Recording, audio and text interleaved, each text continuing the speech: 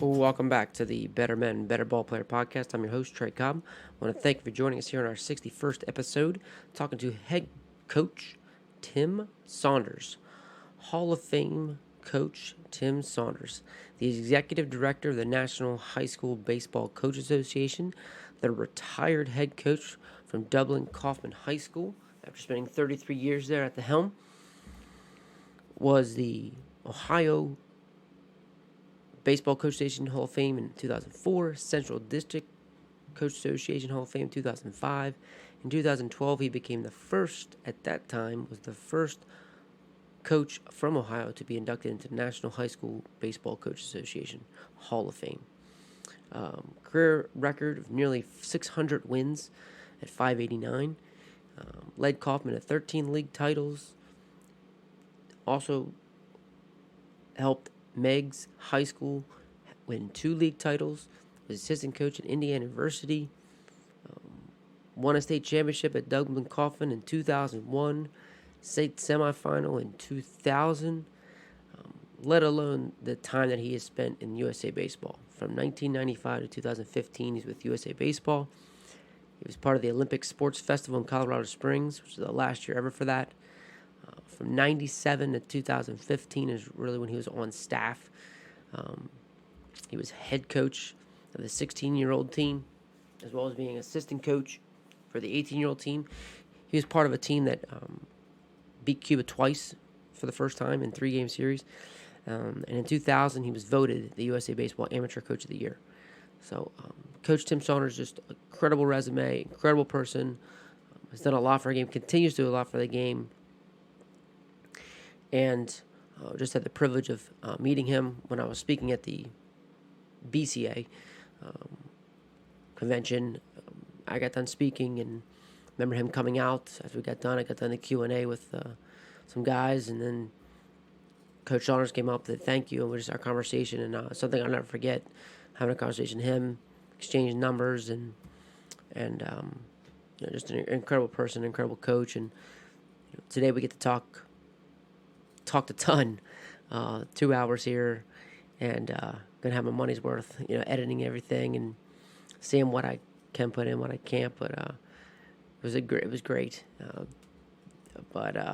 Just when you're talking to legendary coaches, they have a great way of simplifying things and what really matters, and those things come up constantly, through this conversation. So.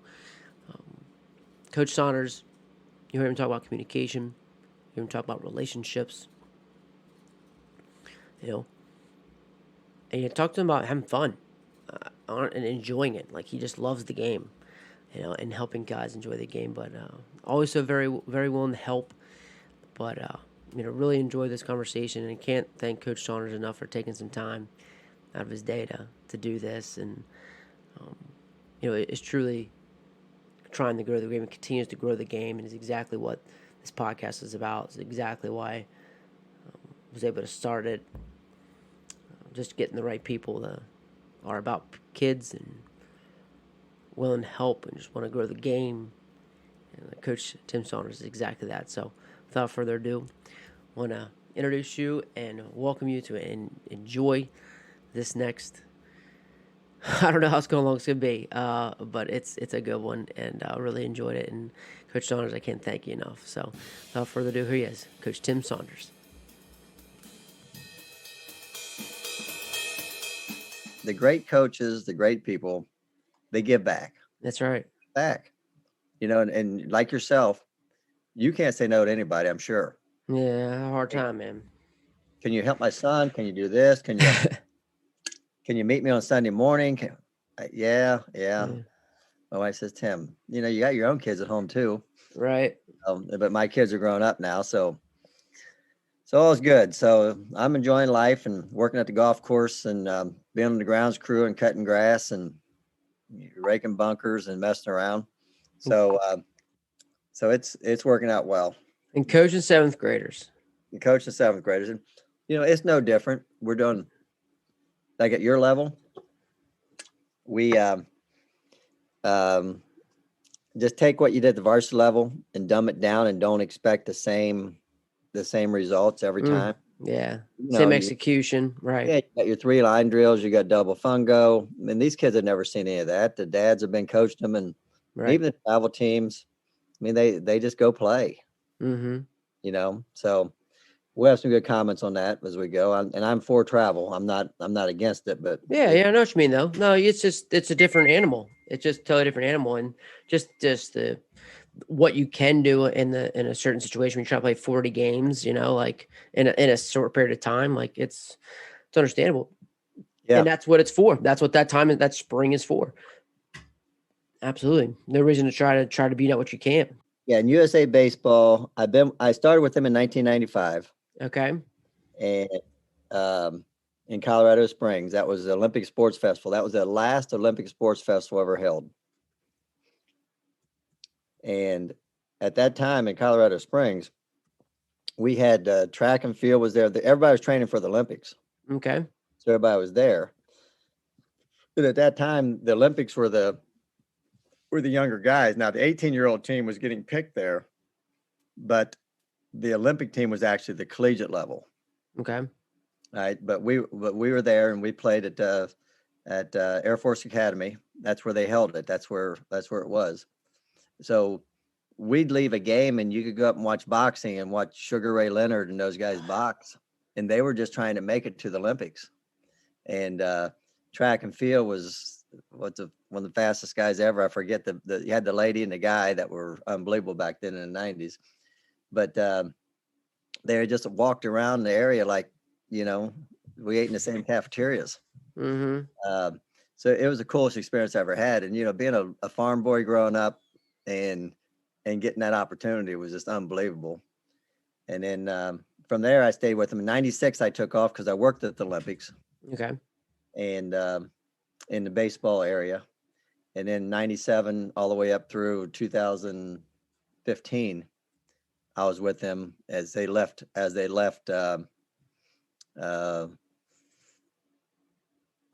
Arizona, right there. I'm thinking Scottsdale because that's where our next convention is, but in Tucson, Okay. that's where we trained. And then they moved to a site. That's where their site used to be. And then they moved it to Cary, North Carolina. And I stayed with them through 2015. Okay. And I was the head coach of the 16-year-olds, assistant for 2 years. I was with the 18s for years, and then I went to the 16s, and we beat Cuba for the gold medal for the Pan American Games in Monterrey, Mexico. That's awesome.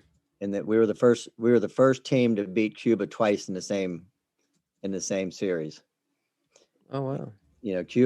Cuba was just dominating everything, and they were like China in some places in Olympic stuff. When you're a young kid and look like you're a promising person, they would move you from your house and you leave your parents, and you would go just train until you got cut. So you'd be with them like in gymnastics in China and those places. You'd be with them 5, 10, 12 years. And once that you couldn't produce anymore, you're like a horse, you just put them out to pasture and say, all right, you're gone. Now you got to move back on the farms with your family. Yeah. So it's not apples to apples. Right. That's what I was thinking. Like, like they're definitely not playing the same game we are here in the States. That's for sure. No. And so what you find out through all that experience is that our kids are just 16 years old. I thought it was the emotion, but it really wasn't. I was assistant for 2 years, and then I was the head coach in 2000 and went to Monterrey, Mexico. We won the gold medal for the Pan American Games, which is a qualifier for the World Games. And we beat Cuba twice. And that year I was voted the USA Baseball Amateur Coach of the Year. And we went to New York City and had a big outing. And I got to spend 4 days with the old coach from the old coach from the Dodgers. Who is that? Tom Lasorda? Tom Lasorda. Oh wow. And also with Gillespie, Mike Gillespie, who was the head coach at USC. He won the honk ball tournament, which is a qualifier in Amsterdam for the collegiate level. And then Tommy was the gold medal Olympic coach that year. Gillespie from Rice. Well, Mike Gillespie was at USC. Then he went to, then he left there and went to another school in California that made the College World Series. Yeah, it wasn't Rice. Irvine. UC Irvine. Yeah, Irvine. Yeah. And that was I was in 2000 when you were the coach of the year? Yeah. Yeah. With USA Baseball. Right. But USA Baseball runs all that. So they nominate their guys. And so I got the amateur guy. Gillespie got the collegiate level. Mm-hmm. And then Tom Lasorda got the Olympic. He got the overall Olympic coach of the year. Mm-hmm. It was kind of neat because we had you take your wives, and we were right on Times Square at the Marriott, and we stayed there for a week. And when we went they had all kind of they had meetings and stuff, but they also had sightseeing stuff going on. So when you got on a bus with your wife, I took my wife, and Mike Gillespie took his wife. Now Tommy didn't take his wife, but you get on a bus and they escort you with police escort wherever you're going to go. Wow. You ran every stop. You didn't see a stoplight one. You went to here, you went to Pier 1, you went to this place. We went up in the Twin Towers before it got knocked down and went to the very top and sightseed there. And then we got on a cruise ship that took us down around Statue of Liberty and came back. It was a wine deal. Tommy told stories the whole time, and we just sat and listened. It was amazing. I bet it was. But yeah, so great experiences through USA Baseball, and they're probably, in my opinion, the very top. If you ever get a chance, they're the top. I mean, I've done Perfect Game. I coached out in Perfect Game in 2010, 2008, and was the East head coach. And we played Perfect Game at that time, and I think they're still there. But I coached in San Diego Padre Stadium when they first opened up, and that's when Bryce Harper was a senior junior in high school, senior in high school. Okay. I forget. I think he graduated early, and then he went on to the junior college, so he get drafted on the opposing team. But we tied 2-2 in 10 innings, and that's the only tie they've ever had because the television time ran out. And everybody used their pitchers up because they pretty much tell you who to play. Mm-hmm. So that experience was awesome. And my wife and family went on that. My son, CJ, was a bat boy. Talent helps, speed helps. And it's not for everybody, but you got to be able to, as a coach, you got to be willing to say, you know what, I understand it. I'm not going to force this, say it's all or none. If you don't show up, you're cut. And we see that a lot. I mean, I see it in Ohio. I'm thinking just the pressure of those off-season stuff, sure. Yeah, and it's great that we're doing it, but it's also sometimes more is not always better. Oh, there you go. You got to know the individuals. You got to know the kid, and you got to know their family style, and what maybe they got to work. I mean, yeah, you got to work. Depending on the family situation, for sure. And you got to be willing as a good coach to understand those situations, and it makes it tough. Mm-hmm. It makes it tough on a kid because they're trying to wear 2 or 3 hats, and you're telling them they can only wear 1 hat. Mm-hmm. You're 15, 16, 17 years old. I mean, you can't, don't back those guys into a wall. Yeah. And like you said, dude, like you're better guys. You just got to let them, you don't treat everybody the same, like you got to treat them fairly. If you're out smoking dope and stuff and drinking, that's a different story. Correct. There you go. But, I said, you got to know your kid and say, you know what, I can help you more being with us. If I can keep you off the street, then you'll be better off with us. And if you convince them of that and you got a relationship, then it usually works out. If you don't have a relationship, it makes it pretty tough. What some of the things, like you said, it's all kind of the same. So like what has stuck with you like all this time, that has remained the same, like hasn't changed, because people talk about how things have changed, kids have changed. Like what's something with you, like you're teaching these 7th graders now that just hasn't changed, that you just love, that it still works? Well, I think kids love to be disciplined. You can say they don't, but they want some rules. They want some boundaries, and they want you to hold them accountable for it. Um, I didn't have a whole lot of problems with my varsity guys, but I'm seeing with the seventh graders, and I would encourage anybody that knows baseball, work with the lower levels because that's where they need it. I've always been a big fan of dads being coaches because you know what? If we don't have dads being coaches, everybody talks about daddy ball and this and that, but if those dads aren't coaching, they don't have a coach. And some of them are just like some of our middle school coaches and freshman coaches. They don't know the game. They're just there to help out the kids, and they get crucified for it.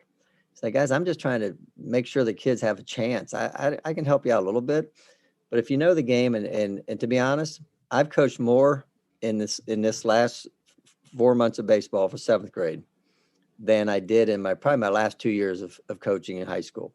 Mm. Because you know what, you're coaching high school, you've got to worry about the Pepsi truck coming and when they're delivering and loading up the pop machines, getting the concession stand ready.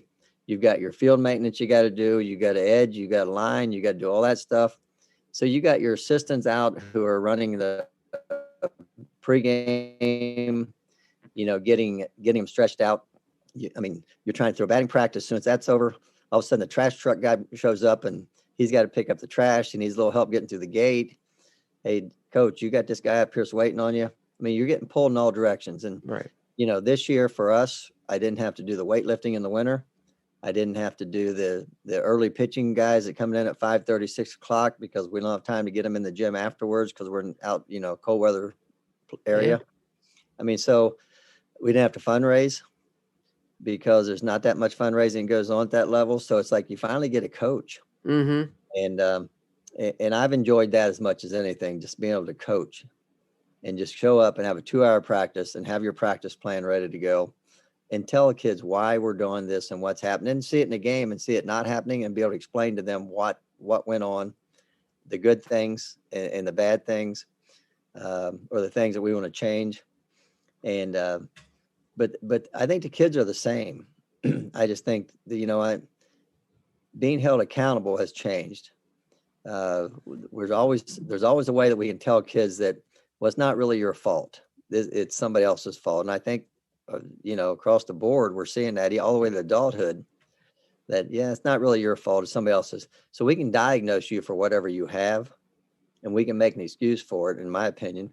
But we can diagnose this, and, that's the problem right now. So we need to change. We need to treat you differently. I think you treat them all the same in a way, but you're different. Not every kid's the same, but you have the same rules. We played a game last night, and this is the 4th time this year that we've done this. A kid took off and went from first to second base on his own. He just took off. And he's safe every time. He's happy as heck, right? And his mom and dad's happy.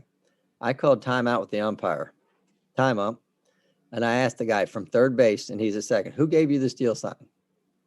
Nobody. But I was safe. So go back to first. So I sent him back to first base. And then afterwards, say, guys, why are we doing this? Because you know what? We might be playing a really close game. And, these were lopsided. So they knew they could steal. Mm-hmm.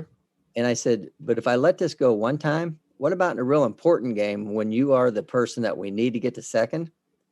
You got to look at the pitch count. You got to look at the batter. You got to look and see where they're playing. And you got to look at the catcher's arm. You got to look at the pitcher's, how fast he's getting the ball to the plate.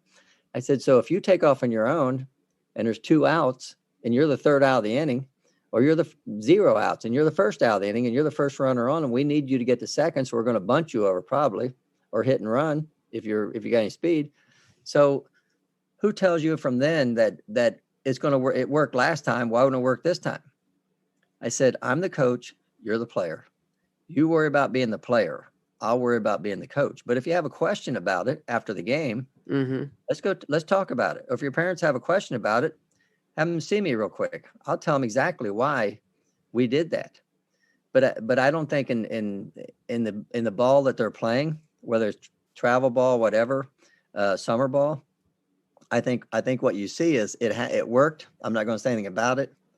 And then all of a sudden, when it really blows up in your face, then you're all upset about it. If you don't handle the situation right at the time it happens, then how are you going to correct those and teach the kids the proper way to play the game? And I see that. I see that in regular high school the last couple of years. People do. The coach says, what? And they just throw their arms up and the guy gets thrown out and he goes back to the bench. And I don't know if I ever say anything about it again, which, if you would have handled that earlier in the year and let them know that, hey, I'll let you know when I want you to go. Now, we, like anybody, you get certain kids have the green light. So if you get thrown out and you thought you could steal, then that's different. But you only have 2 or 3 or 4 of those guys on your team that have the green light. The rest of those guys are too slow to have the green light, or they don't know the situation and how important your run is. So, yeah, I think that's important to make sure you discuss that, talk about that, and put kids back in their place once in a while. If it embarrasses you, that's too bad. You're not going to embarrass the team by doing it in the bad time and you get thrown out and say, well, I've done it 3 times already and you didn't say anything about it. So those are things I think the discipline part, I think is huge, that you just got to stay on top of it and let them know when they mess up, guys. Now I would do tell our guys in the varsity level, I pull the butt out of the game. You're not playing the rest of the day. If I give a kid, I got working at the golf course with me now, Doug DeVore, who played with the Diamondbacks for 2 years. And some of the guys at the golf course were talking at lunchtime.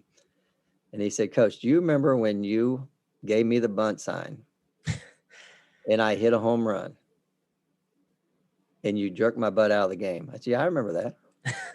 But you know what? You didn't know you were going to hit a home run. I mean, at that time, you were a sophomore starting varsity.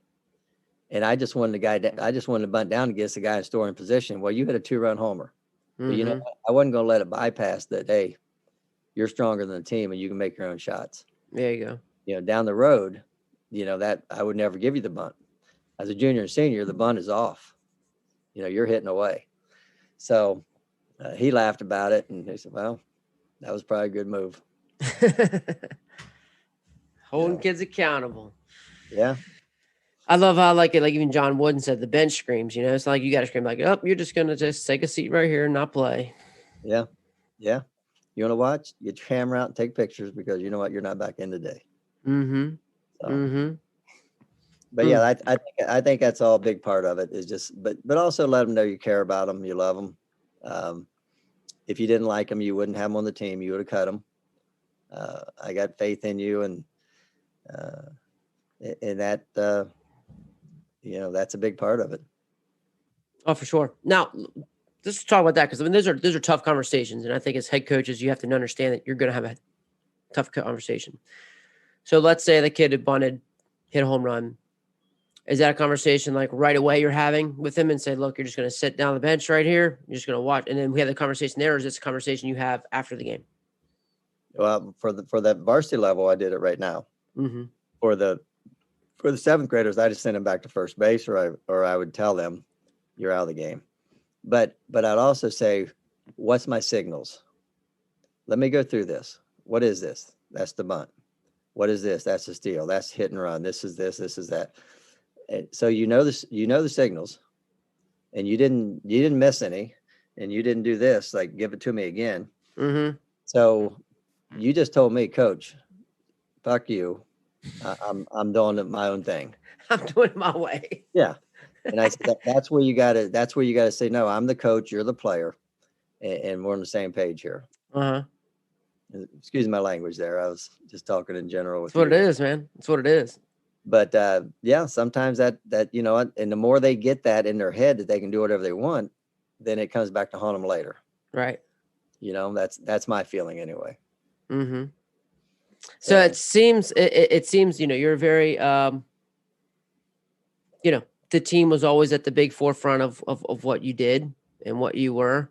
So would you say like, I want to say like the best thing that you did, but would you say like that's what you've really known for, is just we're all about the team, we're all about each other here? Yeah. Well, we've got a kid right now that's probably one of our top 5 hitters, but he's the slowest guy on the team. So I put him at number 8 because I can't put my fastest guys behind him. I need my fastest guys in front of him.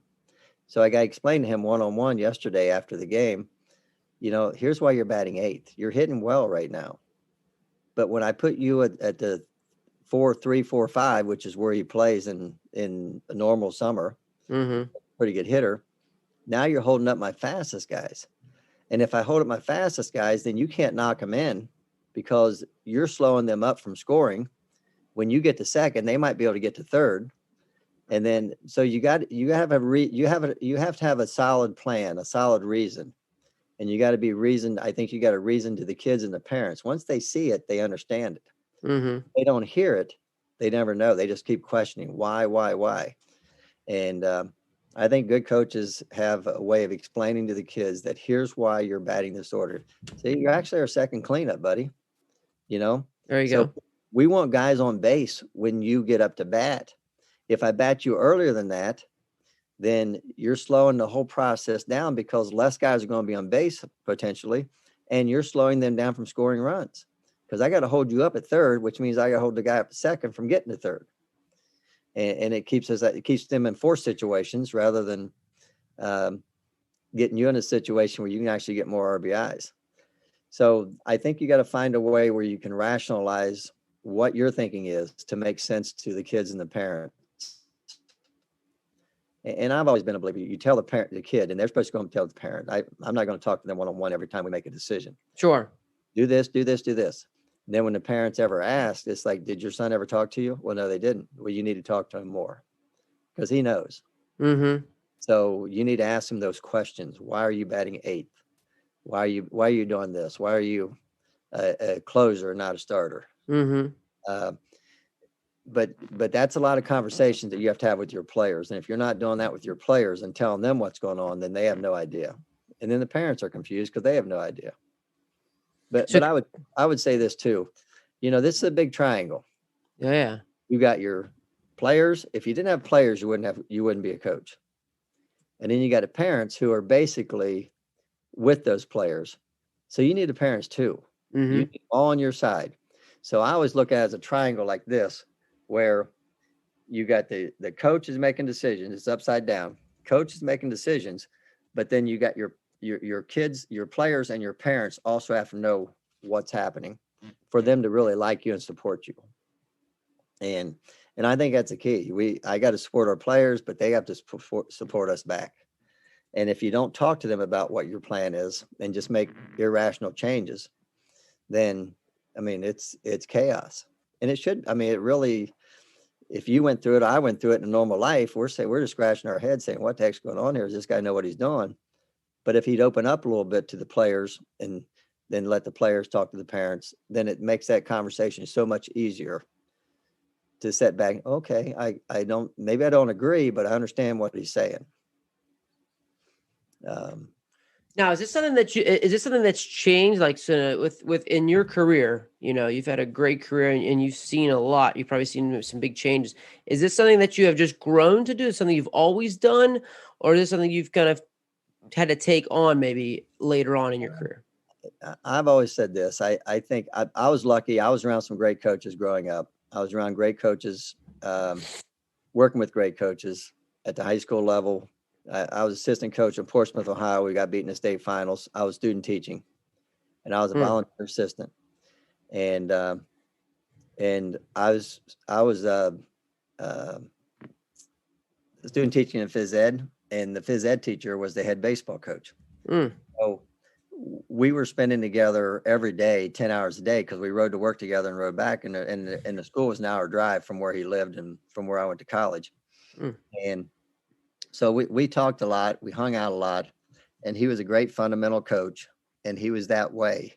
So I was lucky to be mentored by guys like that. And then we went to Indiana with Bob Morgan, who's a legendary guy there in himself. And and just watching those guys work and watching what they did, I could see that, there's right ways and wrong ways, but the more you open up and you want your players to open up, then you got to open up as well. And I've always been a high energy guy. I've run 5 marathons.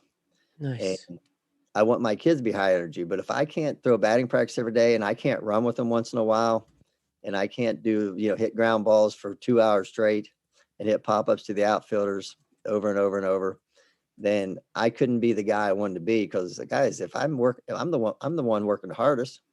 I'm hitting all the ground balls. I'm hitting all the pop-ups. I'm throwing BP, and you're taking 15 swings, 3 rounds of 5, run the bases. I mean, you're really just doing a light workout compared to what I'm doing. Yeah. I'm 50 years old, and then I got to be 55, and then I got to be 60. I said, you're just going through the motions here. So I think I learned it from the right people. I was lucky and fortunate in my career starting up to be around guys like that. Wow. Yeah, because you didn't see that. That wasn't always the case. People thinking of the triangle, we're all working together. No, it's my way or the highway. Like you had a lot of that. So it's pretty. Yeah, it's definitely very surprising. It's pretty awesome. Well, when I grew up in the 60s and 70s, there was always a line for parents. They just didn't cross the line. Now there's no line. So that's changed. Okay. But if you coordinate with the parents what's going on, then the line gets back to where it should be. Mm-hmm. Because hey, I trust you enough to let you do this. I know you know what you're doing. I've seen your stats. You've been pretty successful in what you're doing as a coach. But then they end up liking you. And when they like you, then that's good for the whole program, because now you got money rolling in. We got buddies who can help out. We got donations. I mean, so I've always said this, what, we can screw up enough on our own and make mistakes. We don't need to go out and run people off and let them know that we're the king. I'm just an ordinary guy that grew up on a farm, and I make mistakes, and I don't want to piss people off just for the sake of saying this is the way we do it. Right. So communication to me is so key, and just like on the ball diamond, I mean, your outfielders communicating, your infielders, your outfield coming in for a pop up, and your infielder going back. The outfield overrules the infield. The pitcher overrules the catcher. The infielders overrule the pitcher on pop ups. And I'm just saying, guys, we got to do that in life. I mean, you're at the second level of your career as a business guy, but there's guys above you. You don't go tell them what the heck you don't overrule them. But someday you'll be that guy, and you'll be able to look down, and if you can get along with your guys below you, then you're going to move up. If you piss off the people above you, then you're not going anywhere. You're probably going out. So, and to me, our parents were the upper level. Yeah. I get it. These are your kids. You want the best for them. And I think sometimes we forget that. And I've tried to tell our local coaches around here some stuff about that. Say, you know what? If you want to stay here very long, you don't want to screw up. You don't want to screw up a good thing here. Right. And let them know that maybe you don't know as much as you think you know. Mm-hmm. But you're still in control of this program. So get those people on your side, and then you got a lot of help down the road. We built our stadium. We started from scratch, and I raised $600,000 in my 33 years there. Mm. And then we had National High School Field of the Year for the National High School Baseball Coach Association. We got a 2-story press box and elevator to the top, 50 box seats, air conditioned, heated for the parents. Underneath is our locker room. I said, you won't get this in most Division III, Division II schools. Right. You might get it at Ohio State, and you might get it at Indiana, and Yeah, there's some mid-majors that don't have that. Yeah. So it's like, we got a great facility, but it's because you got friends and not enemies. All right. You don't want to make enemies. And some people say that doesn't bother me a bit. And well, it should. It should. Right. So, like I said, I'm sure I got it from my mom and dad. They were the same type of people. They were willing to help everybody. I want to help anybody that needs help if I can, and within reason. Mm-hmm. And I want to help all the players I can. In most of our years, we kept a lot of players. And I don't know if you ever read this or not, but the year we won the state, we had 30 players on my varsity team. Oh my, no, I did not read that. My average year is about 26. Daggum. And so I would tell our players this: here's what we have.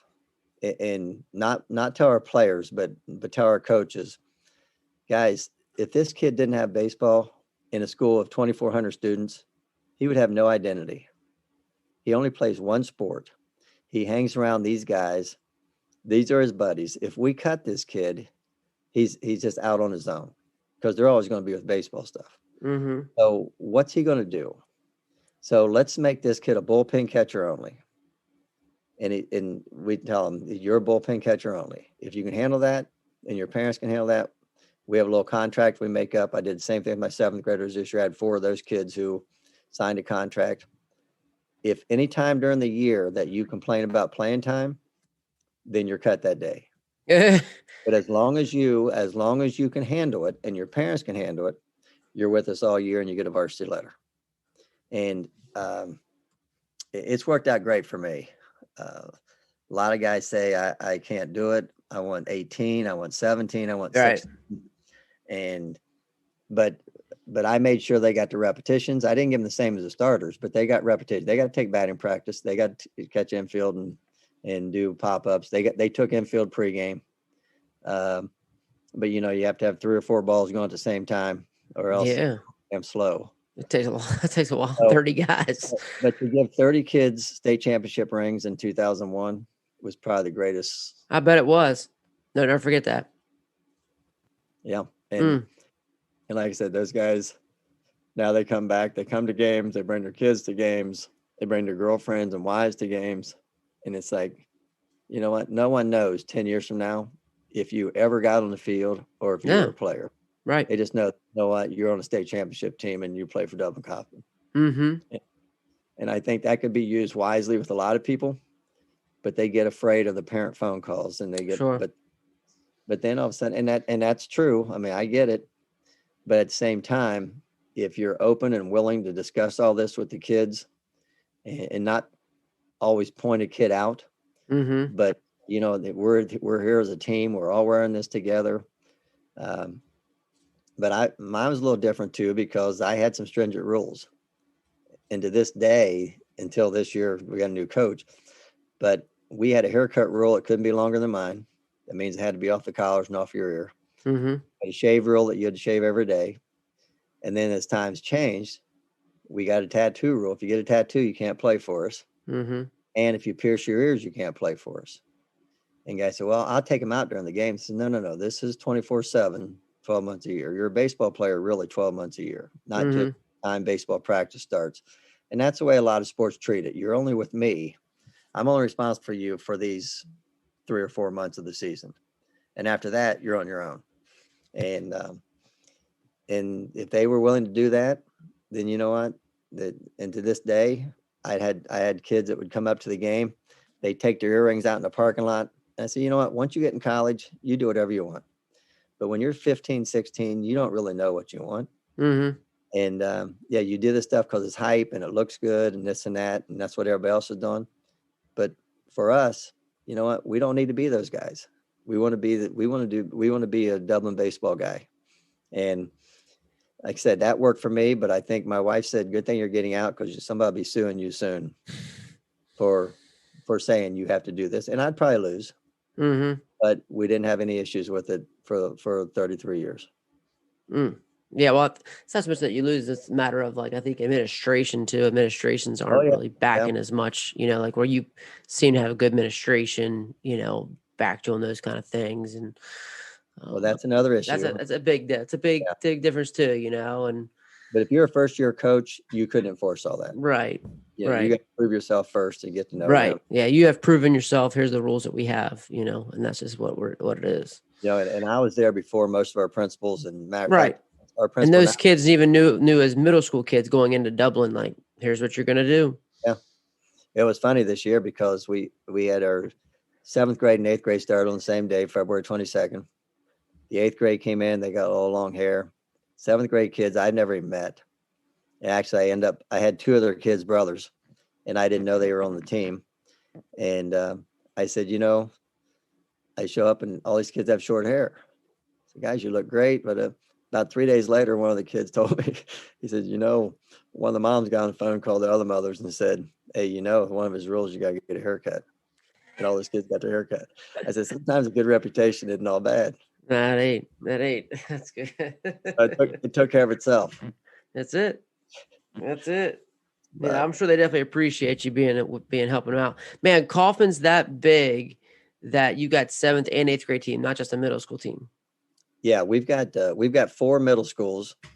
we got 3 high schools now. When I started, there was 1. Now they're in 1995, the fall of 95, we opened up a second high school. And then in 2005, we opened up a third high school. So now we got four middle schools.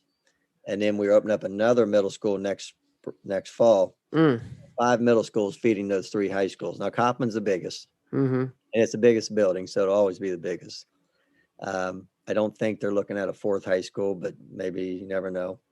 But then all the local areas around have middle schools as well. Okay.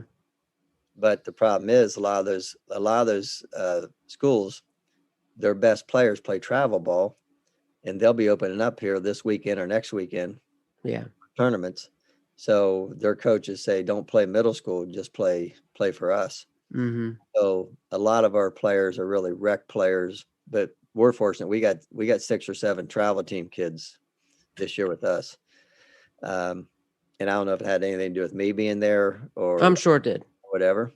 But if I stay there for a couple of years, I think we'll get a lot of kids. Dads will say, that's why people go to certain stay there for. Yeah, and honestly, like, and that's been my experience now with all this too. Like, people are just going to go where they get good coaching. You know, a lot of people feel like they need to pay for good coaching. So it's really just going to travel. So they know that the travel coach is just going to be a better coach. Like, that's typically what it comes down to. Like, that's been my experience now looking around. Like, man, like, okay, I'm part of USC. Like, it's because there's some good coaches around here. Like, there's some good guys, you know, where you just do not see that, you know, at your local rec or sometimes in middle school. Like, you just, because then there's the bureaucracy of the school system says you got to be a teacher, you know, let alone the schedule to practice at 3:00. There's not many people that can do that. Yeah, you're exactly right. And sometimes you're forced to just take whoever takes the position. Yeah, that too. So yeah, I get it. And but Dublin's a good baseball community. It's had good talent. We've had a lot of D1 guys. We've had 4 or 5 guys make to the big level from this school district. So it's you know, even the guys you don't hear of, like CJ, ends up playing football at Ohio State, and he was not an all-state player. So it's a good community, and even, you know, you got numbers. If you got numbers, you can get them on your side. If you got numbers, you can win. If you don't have numbers, then that's a different story. Yeah, like you said, talent. You got to have talent. Well, it's like you can't be a good coach unless you have good talent. And you know, I was a pretty good coach at times because we had pretty good talent. Right. Yeah, those good players make good coaches. Yeah. I tell our kids, guys, we're 14-3 and we're not ranked. I said, guys, it's not apples to apples. You're looking at some of these teams in Alabama and Florida and Georgia and Texas and California and Arizona. They got 4 possible draft picks on their team. Right. We got 4 possible college guys in our team. Yeah, right. It's a little different. It's a little different. Yeah. For sure. But I think you know, one of the things we talked about earlier on our list was how things have changed. Yeah. For me, things changed when we lost summer ball, when every kid thought they needed to play travel to get exposed. And, you know, as a coach and as a person that wants to spend time with players and parents and go on trips, we always took trips. We've been all over the place. But, you know, if you can't trust somebody until you know them, and if you only see them during the spring, you don't know them well enough. I mean, you've heard about them, but you don't know them well enough yourself unless you spend time with them. So when we lost our best players and back basically all players now, I mean, travel baseball is pretty watered down in a lot of areas because every kid wants to play travel.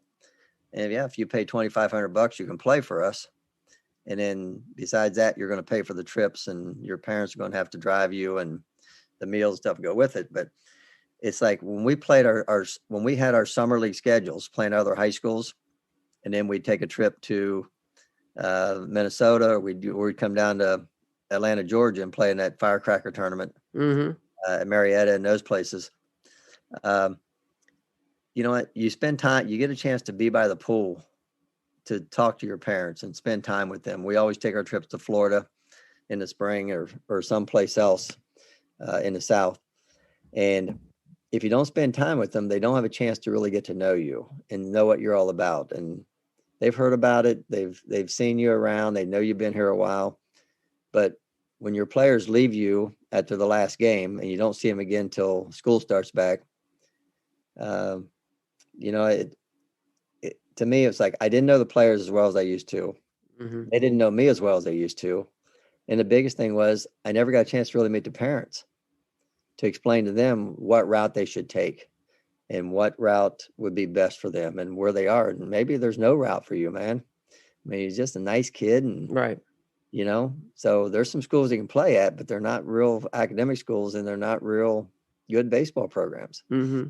So when we lost that and with losing our summer high school seasons, then that was a big change for me. That I just lost the feeling of getting to know our kids and our parents, and they lost the feeling of getting to know me as well as we used to. Because back in my earlier years, they loved it. They loved, Yeah. you know, those trips were awesome. We were great, and these kids went on to play at a college level, and now once the season's over, they're gone.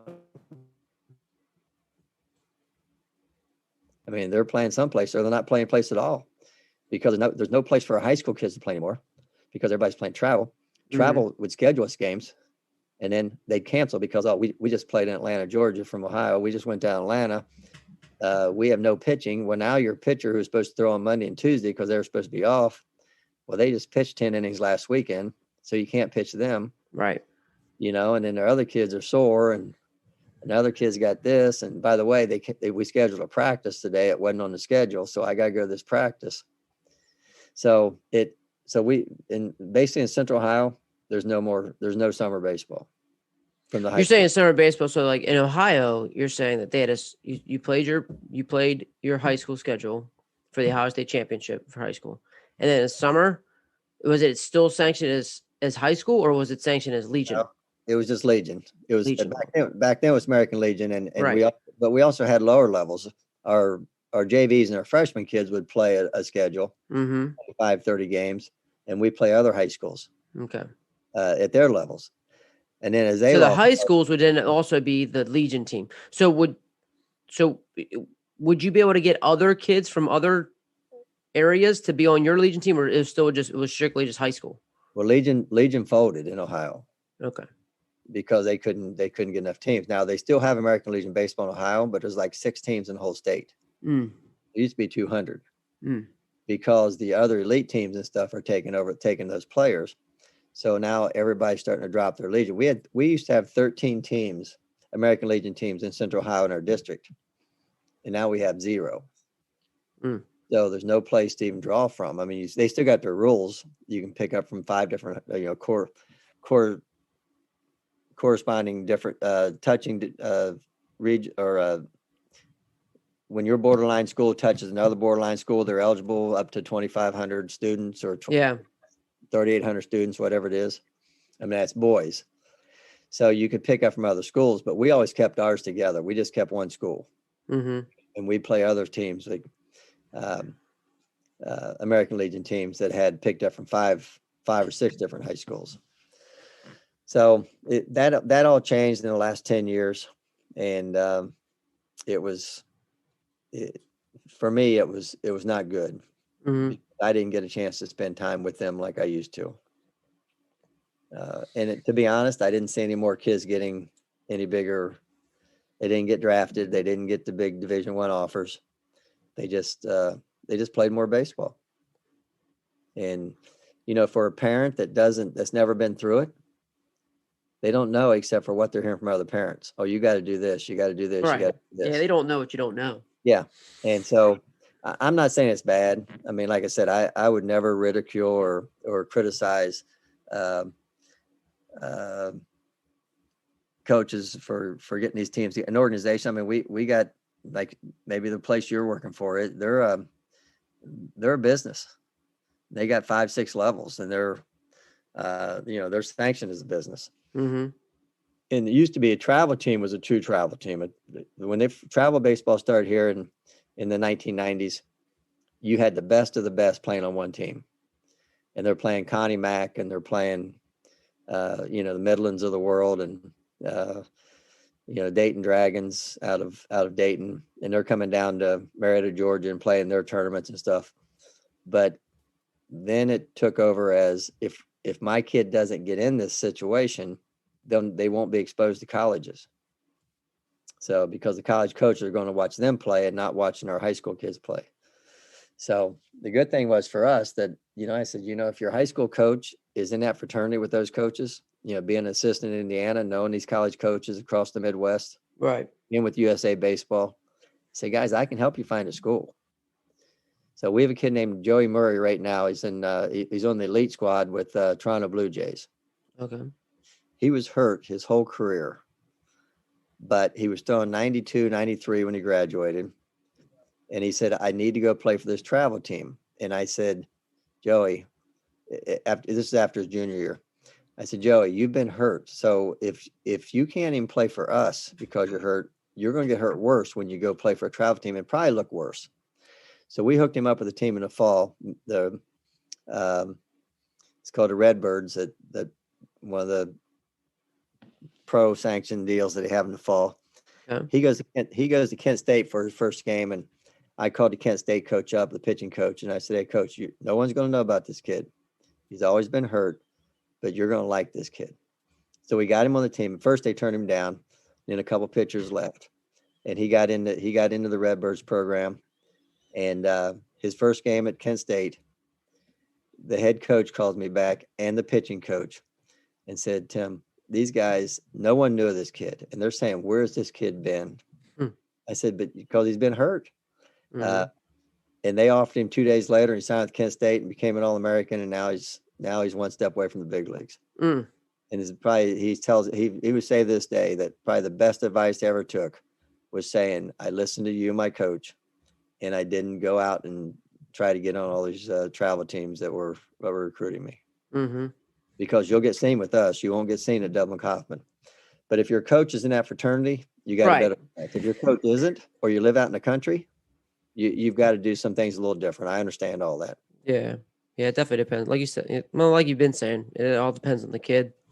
Everybody's situation is a little different. Absolutely. No, but no, it's been a lot of fun. It's been a great career. This BCA now that we're working with is growing. I just like to encourage all high school coaches to take a look at it. I think it's got some good benefits for everybody. We're trying to get people involved more and more than we ever had before. We're making committees. We're trying to get new things going. That we started an academic All-American thing this year. The National High School Baseball was broken away. Jerry Miles used to be the executive director of the ABCA. Where after 2 years he got released, he started the National High School Baseball. So it's basically the same foundation. It's got the same committees. It's got the same stuff that they do that we do at the high school level. The difference is we are all volunteers and we're all high school coaches. And but it's fun to meet a lot of people. You spoke with us years back.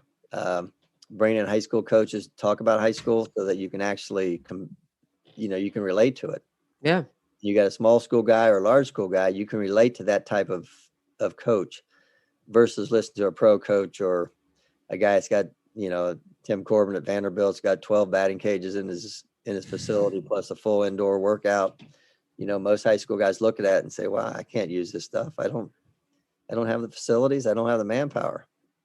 So it's all good stuff. I mean, and we're learning every day. I learn every day. You're learning every day. Absolutely. People listening to this, it's the game's not changing, but ways to teach and coach are changing. And to be able to understand what these kids are going through. The pressure on these kids today in school is unbelievable. And the family life is unbelievable. It's different. It's not as simple as it used to be. So it's not that we're getting old and outgrowing it. We had to adjust, and you can. The kids have to adjust, but you need a different type of leadership or better leadership than what some of them are getting. Yeah. And I think they're ready to listen. They're ready to listen. They're ready to learn. So that's a good part about it. I mean, it's a relationship field. And to me, it's always been that way, and that's never going to change. Mm. So, like, when you talk about developing those relationship, coach, like, what's been the best ways you've been able to do that? Well, number one, I think you gotta always be friendly to everybody. And if somebody asks you for help, you help them. Whether it's, in this day and age now, everybody pays for their kid to get lessons. I say, guys, I don't pay for lessons. I don't charge for lessons. I'll work with your son, and I'll meet him at the cage on a Sunday or Saturday or whatever it might be in the summer. And I'll work with him for 45 minutes or an hour. But when it's over, Dad, Mom, you take notes. Now it's up to you to be a parent and you work with them on this. And I'll see you in like 3 weeks. Yeah. To have 12 sessions and say, all right, we're gonna have 12 sessions here, and I paid $400 for 12 sessions, and where it's all about hitting, or it's all about fielding, or it's all about pitching. To me, it's like, all right, I get it, but if you're not taking notes and work with them on the side, then I can't really do anything for them just in my 12 half-hour sessions that we're having. Mm-hmm. I can show them the basics, but they're going to forget this in a matter. No, as soon as I leave, they're going to miss this. They're not going to remember it. So you guys, as parents, you're paying for this. You need to take notes, and you need to talk about this with your son. Did you do this? Did you do this? Not force it on them, not yell at them during the game, but just watch the game, watch practice. And, they know their kids work better than we do. Sure. If they're not into it, then you're wasting your money to try to get them into it. So it's just one of those things that I think, you want your players to have a personality, whether the coach has to have a personality to lead that. It all starts from the top. And, are you willing to listen? Are you willing to talk at the right times and listen to what the parents are asking? So, okay, here's the route. Here's the basic part I would take. Here's the steps I would take to get this done. So that's what I try to do, and it's paid off. And I think when people see you being genuine and work on the field every day and doing the little things that most people don't do, and still being able to spend time with their kids, then it's like, you know what, maybe this is a person we should listen to. Yep. And that's been the biggest success for me, I think, is getting the parents on my side and not run them off. Now, there are times you have to have a heart-to-heart with the parent. Sure. But it's not 10 or 12 in the same year from the same senior class. And sometimes, guys, we are, I always said my varsity baseball team should be, if we're doing this right, it should be the best travel team your son's ever played for. Mm-hmm. So we're not here to equalize playing time. We're here to win games. And if number one shortstop and your son's number two, we either got to find him a new position, which, shortstops usually can do that, or he's going to sit. Mm-hmm. If he's not willing to play another position or play in the outfield, and he's all disgruntled about it, then he's not going to make it as a player for us. So if he can't make a player for us, then how's he going to make it at college level? Right. And that's the heart-to-heart sometimes you have to say, you have to talk about. But to be yelling, screaming at each other, that those days are over. You got to be able to have a conversation.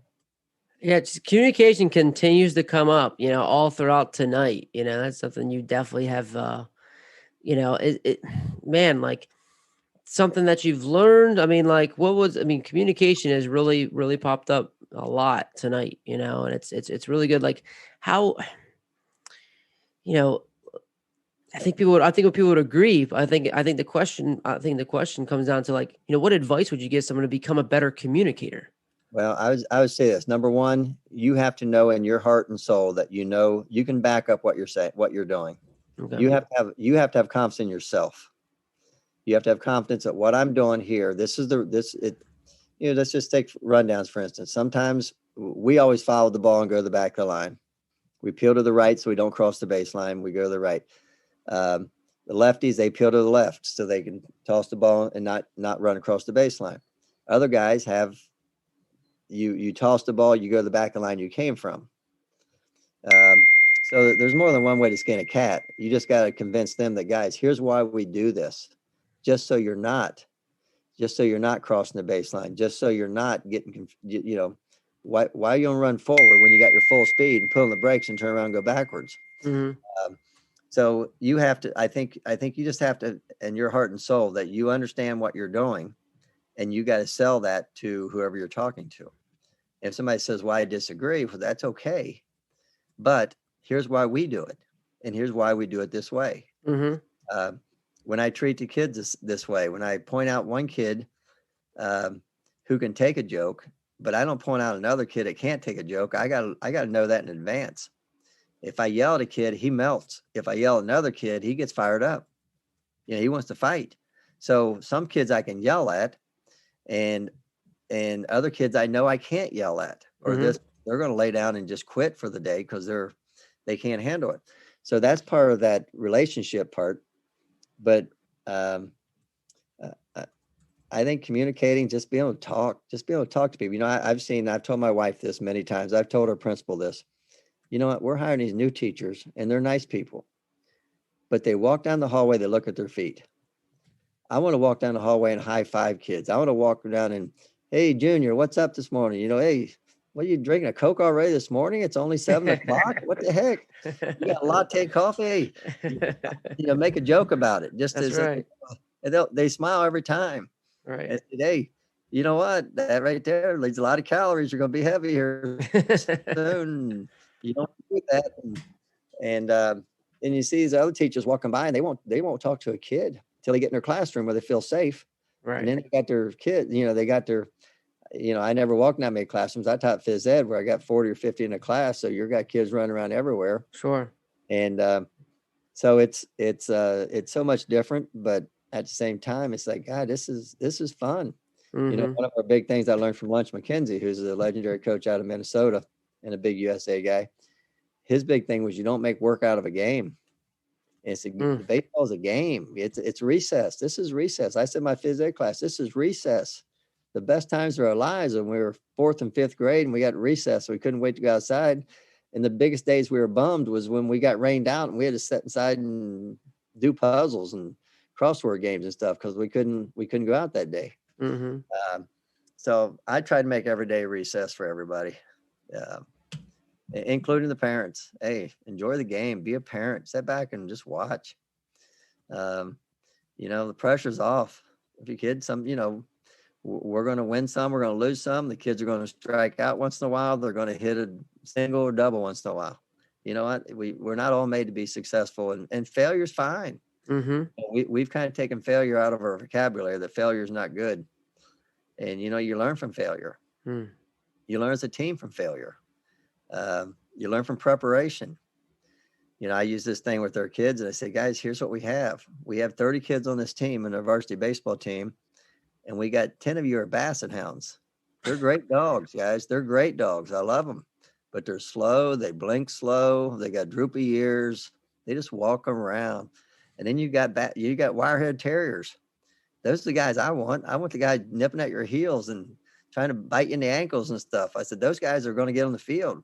The basset hounds are just going to step back in the back and they get lost, and they get lost in society. But you know what? They don't talk to people. They just they're good. They're nice people, but they don't have the enthusiasm it takes to really be successful. So that's what I live my life by. And that's what I try to, tell our kids all the way down to 7th grade right now. We've already used that statement once or twice this year. Don't be a basset hound. Don't be a basset hound, guys. It's funny. Yeah. I got an 8-month-old basset hound here at the house. So I relate very well. I relate. When you put the guy out to go to the bathroom, he just lays down in the grass. Like that's what he does. Yeah. I relate very well. Like I tell you, God, they're great dogs, guys. I love dogs. They're great dogs. But I want the wire-haired terrier every time. But they're not changing the world, that's for sure. Yeah. They're just nice pets that you feed me and I'll eat it and I'll leave it alone. Kids will just lay on them. The kids are pulling at their ears. They're like, whatever. Like, I just want to go over and lay down. Like, all right. People are the same. You can relate that as the same. And I don't know if I ever heard that or just made it up, but it's like, God, this is who we are.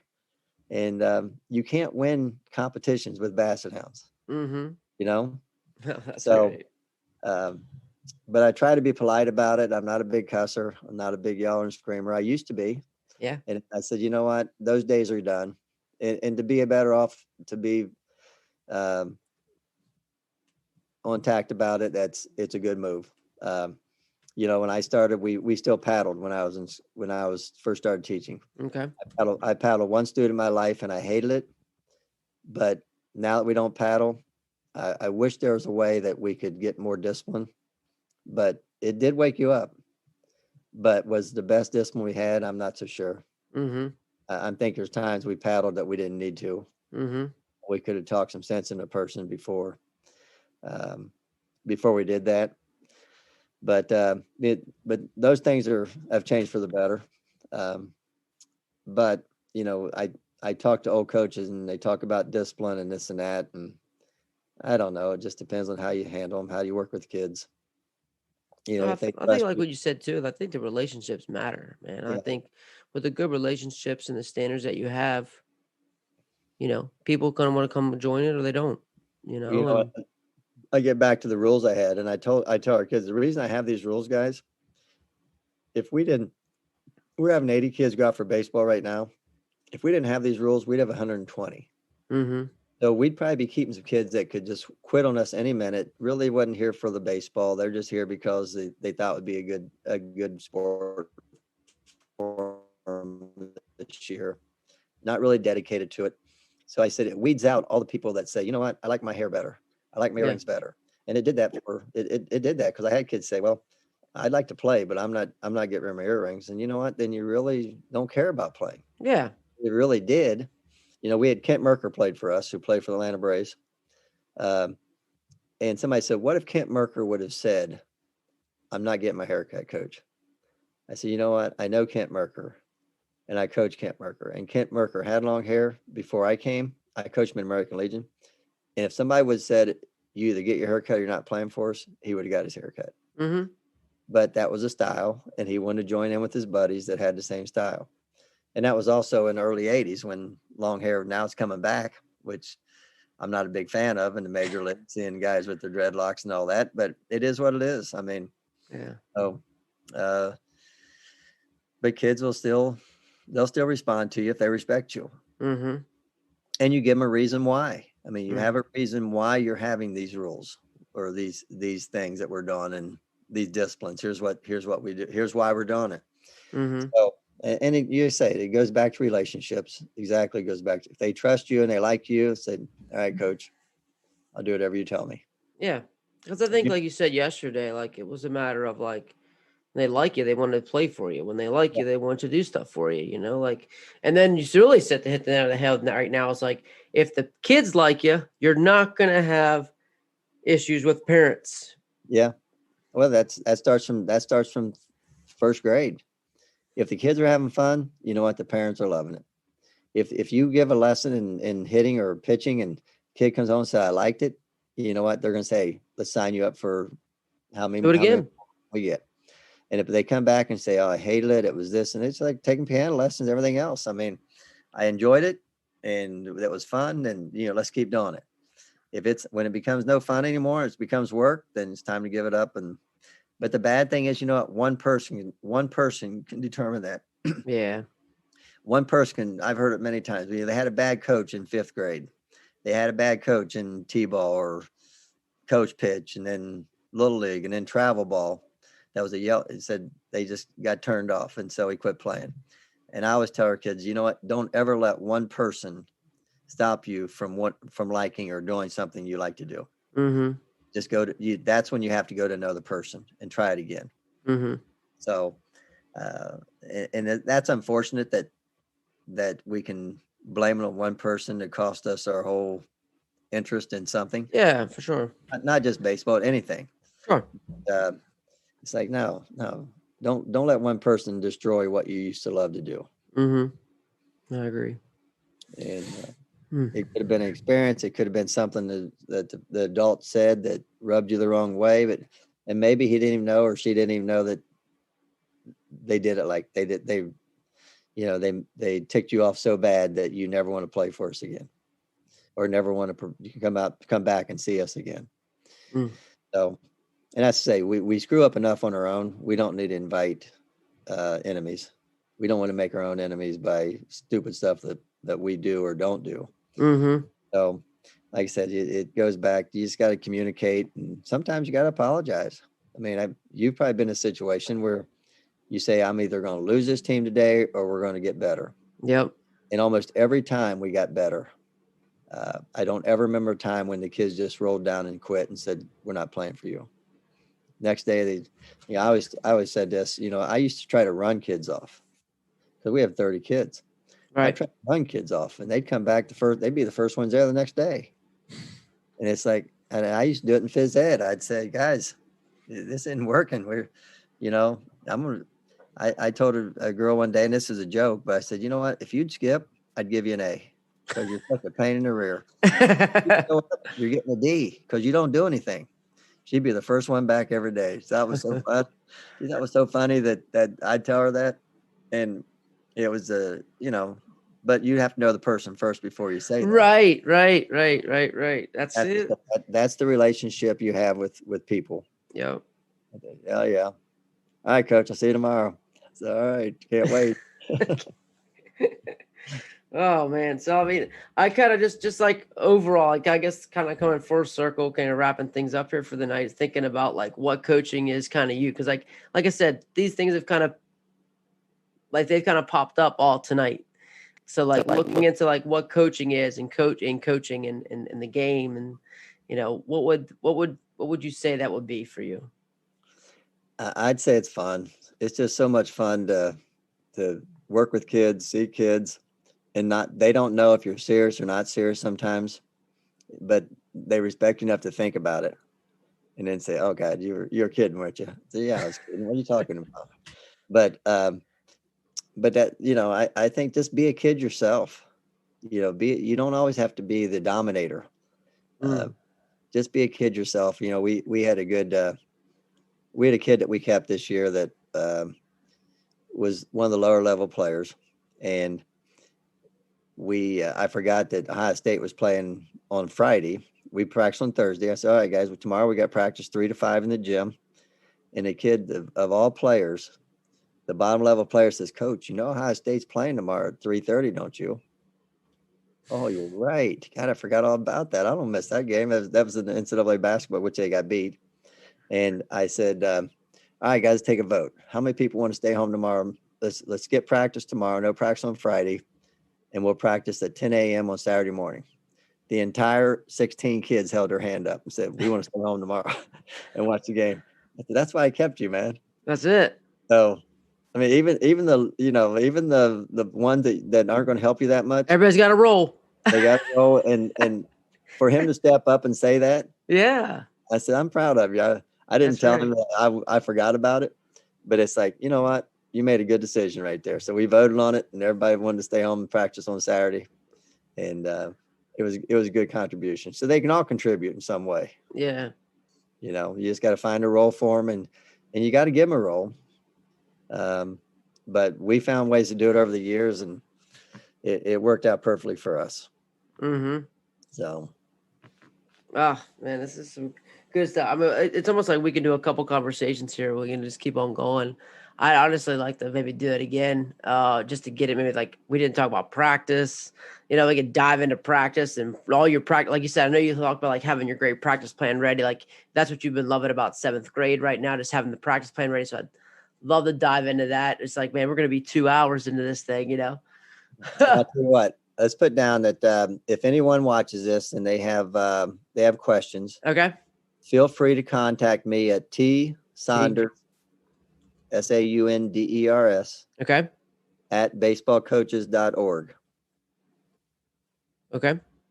And then I'll be happy to. I've got stuff on paper. I can send practice plans. I can send for what varsity. I've got my last 10 years of varsity practice plans. I can just go back through and send out, and send out some things that I've written. Yeah. But yeah, if I can help out a coach, I think great coaches do that. They want to promote the game. I've heard many times. I talk to our basketball coaches, football coaches, and say, we go to clinics. People don't want to show and talk about what they do. They talk, but they don't talk about what they do. And they say they do it when we know they don't. Even the big time programs, it's like, we don't want to share any of this. And I think being around the baseball coaches that I have, that I know, that I've worked with, it's like we just we spill our guts to anything we can help other people with. And there's, I agree. I like I said, agree. That's what I love about our fraternity for sure, man. And that's why I started this. Like, just, I remember talking to you just in the hallway. We were talking about infield play and the USA baseball. Like, and just like, but just those conversations there, I'm like, that's what always extended me. Like, because I really enjoy those. Like, I'll never forget our conversation when I first met you, and just that those are the things that I love. And I'm like, if I would just be able to, just to record these things that people say all the time, like it would just help grow the game, help understand like how great baseball coaches are, that just feel free to share what they want, because like still you could give someone your practice plan, but Coach Saunders will run that differently than what I will run it, and when his relationship with his players are going to be different. So his practice will still be different. He'll still get different things out of his players, no matter if he tells you exactly what he does or not. Yeah. And that's true. But if you can study some things and learn some things and try to put it in perspective and relay that, I mean, it can be at any level. Like I say, we're doing the same thing with our seventh graders we do with our varsity. We're taking 3 outfield fungo hitters, and they're throwing at different bases all in the outfield. But we got 16 players, so we got 2 guys at each spot, and then we got 2 guys at each infield spot, and we're hitting 2 baseballs at a time in the infield. And I went to so many clinics over the years that said, I can't use this. I can't. Well, if you only got one coach by yourself, it's very difficult. Sure. But you can downsize anything and just slow it down and still run your 3-line drills and your double fungos and things like that, indoors and outdoors. And it works because you're getting, the biggest thing with practice is getting multiple repetitions. Quit talking. Let's go to work. We're not lecturing here for 30 minutes. We're talking about it. Let's go do it. And then if you can get 50 ground balls in the infield and, 30 or 40 pop-ups each in the outfield, and you got different lines going. And like I always hit the outfield because our other coaches couldn't hit pop-ups. They're hitting over their head and then they're hitting shallow. So split your outfielders up into 4 groups, and I hit 1 to the right, 1 to the left, 1 to the right, 1 to the left, and just rapid fire and have 2 cutoff men and 2 guys hand me balls and just keep hitting. It's almost like a machine. And then now we're coming in close. We're working over our head, and then we're back. We're working coming in front, and then we're going to switch lines and run from left to right and right to left. All of a sudden, it's like even the 7th graders, guy, practice is over already. That's what you want to hear. That's a compliment, I think, of you as a coach. Practice is over already. Yeah, it seems like we've been here 2 hours. Because I think after 2 hours, you start losing attention span. Mm-hmm. I've talked to Bernie Walter many times. He just passed away. He's legendary out of Maryland. Yeah. He had 5-6 hour practices, just like 2 a day practice in football. He'd do the same thing in baseball. And I said, it wasn't for me. I get it, but and it worked for him, of course, because he had like 12 state championships and 1 national title. Right. So it like I said, it wasn't for me, but it like I said, take that same stuff, and if I knew it better, it might have worked for me if I spent time with him. And that's what was good about being in USA baseball stuff, being around great coaches. You learn over 4 or 5 weeks some great stuff. Hearing a guy speak for 40 minutes, you like what they're saying, but you don't know it well enough to really implement it. Mm-hmm. So I take a lot of notes over the years, and a little bit of I used, a lot of it I just thought about. Mm-hmm. Still part of the process, helping you get better. Yeah, just even thinking about your process, Yeah, anytime you makes you think, it's a good thing. Yeah, for sure. So, and it does make you better. Mm-hmm. Because there's a certain point here. The good thing now about social media, you can see these live drills and stuff right away. Yeah, the content's for sure there all the time. I mean, it's a matter of choosing what not to do. Yeah. There's no reason now not to know a lot about the game because there's so much stuff free online. I agree. I mean, you never have to go to a clinic. I mean, to me, the clinic part's the fraternity part that you want to hook up with your buddies and stuff and be around guys like you. Right. And meet guys like you, like we did. Yeah. And then just watching the video, though, it's like, geez, I get 4 or 5 a day on catching, pitching, hitting, and mindset. This mindset and culture now is taking over. Mm-hmm. He's gotten huge, and I like it, but I really think if you have a relationship with your kids, that's what a culture is all. That's where it starts. So, Great place to roll there. Relationships start. yeah, Relationships relationship starts with begin with, yeah. your overall culture. If you don't have a relationship, you have no culture. You know, There you or go. you have too many negative cultures that can pop up and bite you.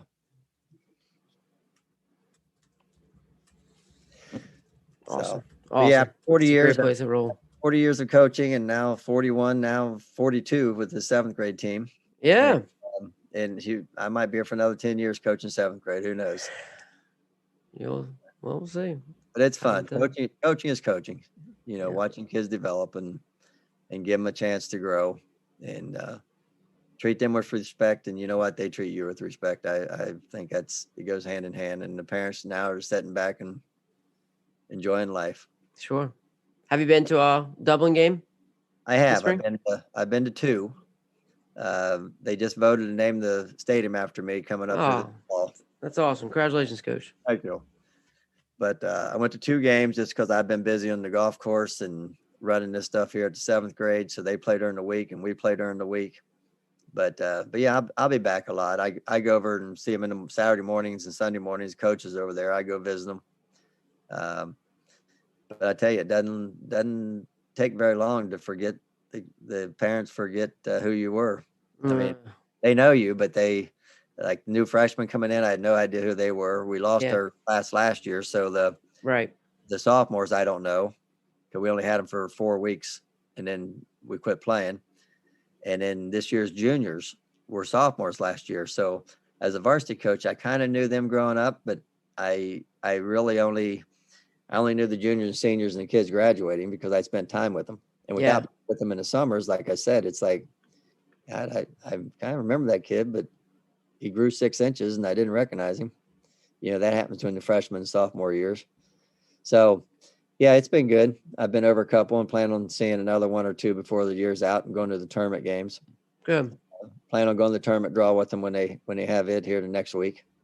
Good. So, but yeah, I stay in touch. The new coaching staff, we have 2 kids that coach with me. They're still with them, doing a great job. I talk to those guys, and the head coach is a good person. I've known him for a lot of years. Good. So yeah, they're working hard, and I enjoy going back, and they're making some changes to the field too. So some are good, some are bad. They changed uniforms that we had for 30 some years, and oh man, they changed the look. But you know, that's what happens with changing the guard. So yeah, I don't had complain. to own it a little bit, I guess. You gotta set your own mark. Yeah, that's probably what it was. But yeah, it's all good stuff.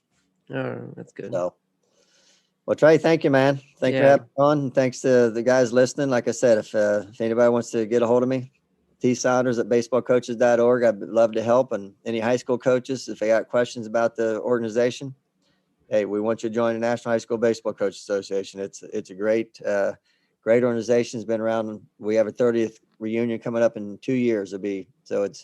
This is the 29th year. In 2022 will be the 30th year. Awesome. Our convention this year is in Scottsdale, Arizona, the first weekend of December 2nd to the 5th. Okay. So come on out. Very cool. So, yeah, highly recommend it. It's awesome. All right. Thanks, Coach. I really appreciate it. It was amazing. We'll amazing. Stay in touch. We'll do. All right.